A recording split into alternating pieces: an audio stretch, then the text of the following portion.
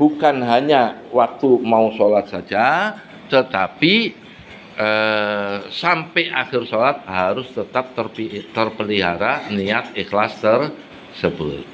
Bisa dipahami ya? Wa niyatun wal qawlu summal fi'lu bi ghairi wifqi sunnatin la takmulu. Niat yang pekerjaan hati, wal qaul dan ucapan-ucapan dalam sholat maupun dalam wudu maupun dalam amal apapun. Wal fi'lu demikian pula pekerjaan, gerakan. Nah, semuanya harus sesuai dengan apa yang diajarkan oleh Rasulullah Sallallahu Alaihi Wasallam. Bi ghairi wifqi sunnatin la takmulu, kalau tidak sesuai dengan apa yang diajarkan oleh Nabi maka tidak akan sempurna. Jadi kalian kalau sholat sesuai dengan yang diajarkan oleh para ustadz itu ngajarkan nggak bakalan yang sesat-sesat. Ustadz itu pasti mengajarkannya yang baik sesuai dengan Al-Quran dan hadis.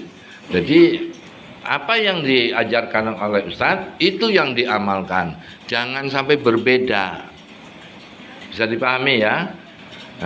Jadi jangan sampai berbeda dengan apa yang diajarkan oleh ustadz. Karena apa?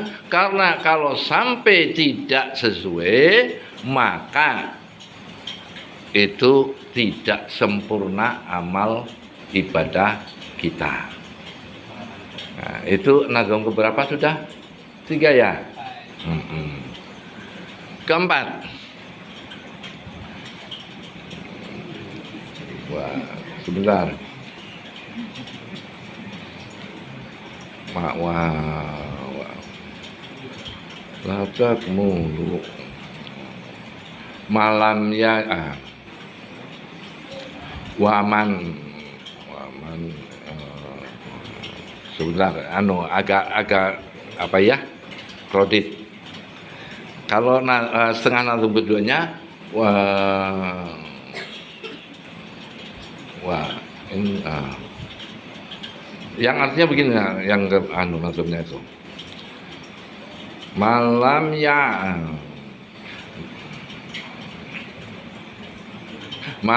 yakun ya'lamu zafal yas'ali malam yajid mu'aliman fal yarhali.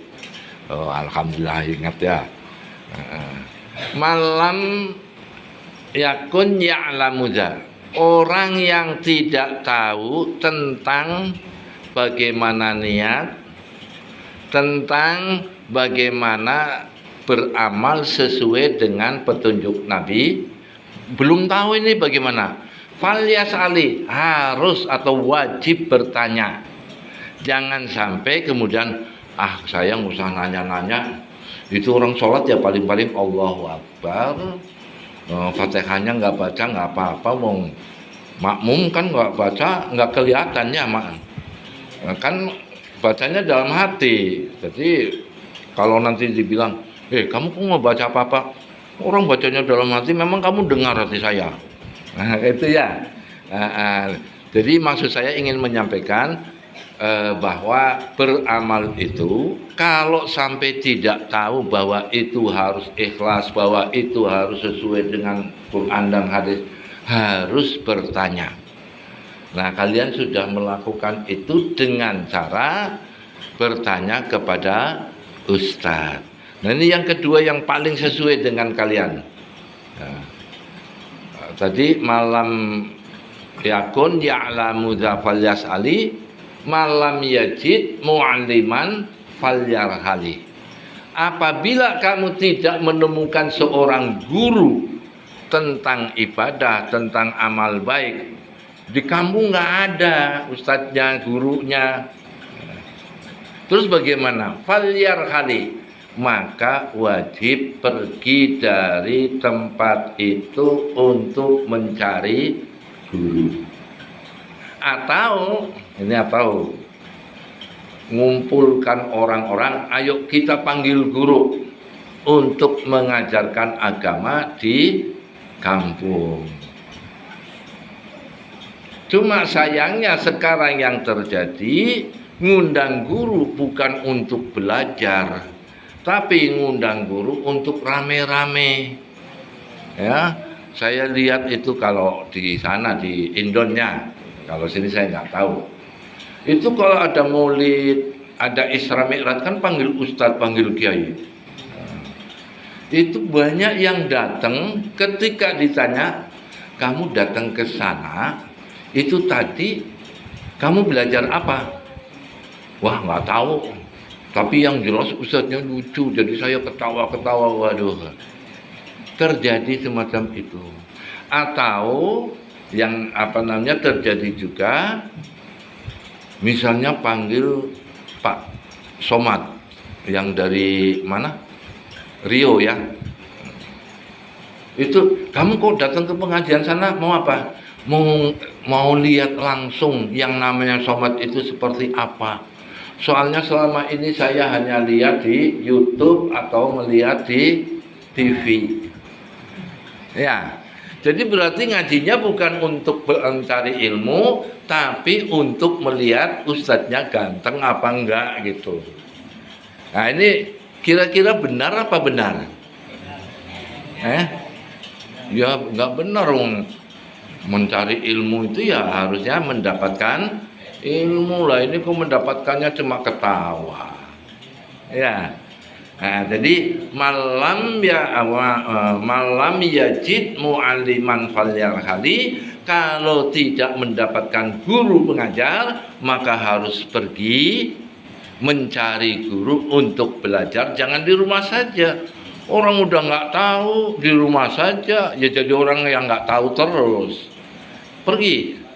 Nah, kalian ini pergi jauh sampai di sini ya. Ada yang jauh, yang bukan dari daerah Kancong Darat. Ada yang dari mana? Ini dari mana? Nah, ya, jauh dari sini ya. Nah, itu datang dari jauh ke sini untuk mencari ilmu. Itu termasuk mengamalkan apa yang didhawuhkan oleh Imam Ibnu Ruslan, malam yajid mu'alliman falyarhali. Nah, ini nazam keempat ya. Jadi kesimpulannya sampai keempat ini, orang kalau pengen amalnya diterima oleh Allah Subhanahu wa taala, yang pertama perhatikan niat. Niatnya harus ikhlas. Kemudian luruskan niat sebelum mengamalkan. Kemudian sesuaikan apa yang akan diamalkan dengan ajaran para ustadz, para kiai. Kok bukan sesuai dengan Quran dan hadis? Ya kalau ustadz dan kiai kan pasti melakukannya sesuai dengan Quran dan hadis. Oh tapi di sana ada ustadz yang nggak sesuai. Ya itu namanya ustadznya yang sesat. Nah, kalau yang nggak sesat pasti akan sama dengan Quran dan hadis.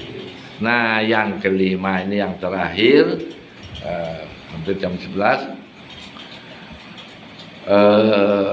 Sebentar, lupa lagi. Wa ta'atun mimman haraman yakulu misrul bina'i fauqal mauti yuj'alu. Wa ta'atun, dan amal baik, ketaatan, amal baik atau perbuatan baik, mimman, dari orang, haraman, terhadap yang haram, yakulu, dia makan. Atau disederhanakan terjemahannya, kalau orang itu makanannya tidak halal dan dia beribadah, dia beramal, bagaimana nasibnya? Misrul bina fauqa maujin yuj'alu, bagaikan bangunan yang dibangun di atas ombak. Ada bangunan bikin rumah di atas ombak, kira-kira gimana? Berhasil? Nggak berhasil. Makanya syarat berikutnya, orang kalau pengen amalnya itu diterima oleh Allah Subhanahu wa taala, ingat jangan sampai makan sesuatu yang diharamkan. Hati-hati. Kalau kita sih ya kadang-kadang ada yang agak sembrono itu artinya asal ada makanan langsung makan, tidak tahu apakah makanan itu haram atau halal. Nah, ini ada kisah sebagai penutup, sebab kalau nggak ada kisahnya anak-anak biasanya seneng kisah, seneng apa ya cerita ya. Tapi ceritanya ini sudah saya modifikasi, artinya saya sesuaikan aja. Jadi ada santri namanya Fuad. Fuad itu pas jalan-jalan, dia mondoknya di sana, di pondok pesantren sana. Kemudian pas lagi libur jalan-jalan, ada sungai, terus duduk di pinggir sungai. Lagi duduk pinggir sungai ada mangga, diambil mangga itu. Setelah diambil, begitu mau makan, dia ingat, ini mangga punya siapa? Kalau bukan punya saya kan berarti haram dimakan, bukan miliknya.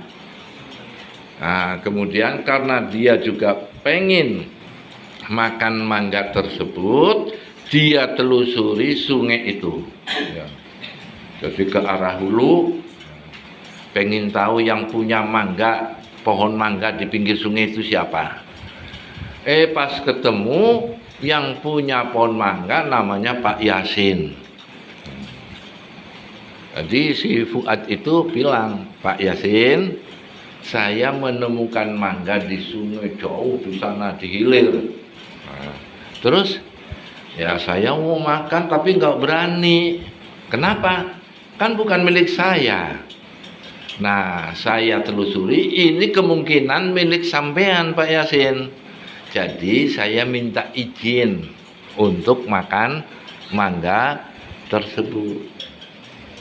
Pak Yasin berpikir, ini ya, kalau bahasa Indonya itu hari gini itu artinya masa sekarang kayak gini kok ada orang jujur banget gitu ya. Heran sih Kiai Yasin.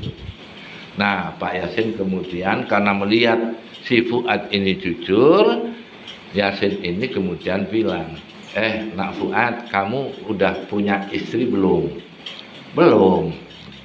Bagaimana kalau menjadi menantu saya? Wah, pikir-pikir, saya pengen tahu dulu. Nah, tapi anak saya perempuan ini buta, kemudian bisu, kemudian tuli, mau nggak? Siapa yang mau punya istri tuli, buta, bisu? Bagaimana? Kalau Fuad mau nggak? Oh, ini bukan Fuad ya? Ini siapa namanya? Ya. Jadi tapi karena kejujuran, keikhlasan dari si Fuad ini, akhirnya Bismillahirrahmanirrahim, saya mau menjadi menantu Pak Yasin. Begitu dipertemukan, ternyata si wanita itu wanita cantik, matanya melek, enggak bisu, enggak tuli. Terus Fuad itu tanya, loh, Bapak kok bilangnya begini, beda dengan kenyataannya. Kata Pak Yasin itu, memang anak saya itu tuli, artinya tidak mau mendengarkan sesuatu yang diharamkan. Apa sesuatu yang diharamkan? Misalnya siapa ini? Kamu Pendi ya? Nah, si Pendi ya, cerita Fuad itu kalau tidur ngorok. Padahal enggak. Ini fitnah berarti ya. Siapa tadi namanya? Kemudian si Yanto ini, Yanto bilang, Yanto itu diajak ngomong sama Hamdi bahwa Fuad itu ngorok, dia malah melengos. Kamu tuh diajak cerita kok nggak mau. Saya itu paling nggak seneng kalau ada cerita yang bersifat fitnah. Berarti apa tadi lupa ya. Yanto ini termasuk orang yang baik karena menjaga telinganya jangan sampai mendengarkan yang diharamkan. Loh katanya tuli buta. Iya dia memang buta, melek tapi nggak mau melihat hal-hal yang diharamkan oleh Allah. Misalnya melihat aurat orang lain. Ya, Yanto itu kalau mandi, Yanto jangan kemudian sambil ngantri, ya. Kemudian apa? Kalau bahasa sini apa? Ngintip. Kan pintunya ada bolong dikit, dilihat. Itu nggak boleh. Ya. Sesama lelaki juga nggak boleh, apalagi kalau beda jenis. Bisa dipahami ya? Yang terakhir bisu itu artinya si wanita tadi tidak mau bicara kecuali yang baik-baik saja. Nah, ini tadi sedang menjelaskan orang yang menjaga dirinya jangan sampai makan makanan yang diharamkan. Kan tadi itu ya ditanya. Jadi si Fuad yang menjaga diri itu termasuk orang yang nantinya ketika di pesantren ini, di pondok sini bisa cepat hafal Al-Quran, bisa cepat paham, bisa menjadi orang yang pintar, yang soleh, yang taat kepada agama. Ya, itu si Fuad ya. Kalian ada nggak yang namanya Fuad? Nggak ada ya. Baik, anak-anakku sekalian, maaf bapak-bapak, saya lebih banyak ngomong sama anak-anak karena yang lebih banyak. Jadi kesimpulannya ya, yang dari pertama sampai kelima. Yang pertama tadi apa? Niat. Ya. Yang kedua, sesuai amalan dengan yang diajarkan Pak Ustadz. Yang ketiga, kalau tidak tahu harus nanya, kalau nggak menemukan yang ditanya harus merantau pergi mencari ilmu. Yang berikutnya, tidak boleh sembarang makan makanan yang belum tentu haram dan halalnya. Nah, yang terakhir, wallahi arjul manna bil ikhlasi likayakuna mujibal kholasi. Imam Ibnu Rushd itu menyatakan dirinya selalu mohon kepada Allah agar diberi anugerah keikhlasan. Jadi ikhlas itu mudah diucapkan tapi sulit dikerjakan. Karena sulit kita mohon kepada Allah diberi bantuan bimbingan oleh Allah agar supaya kita bisa berikhlas. Karena ikhlas itu merupakan kunci daripada keselamatan amal kebaikan kita. Mudah-mudahan apa yang saya sampaikan malam ini bermanfaat untuk kita semua. Kurang lebihnya mohon maaf. Wallahul muwaffiq ila aqwamit thoriq. Wassalamualaikum warahmatullahi wabarakatuh.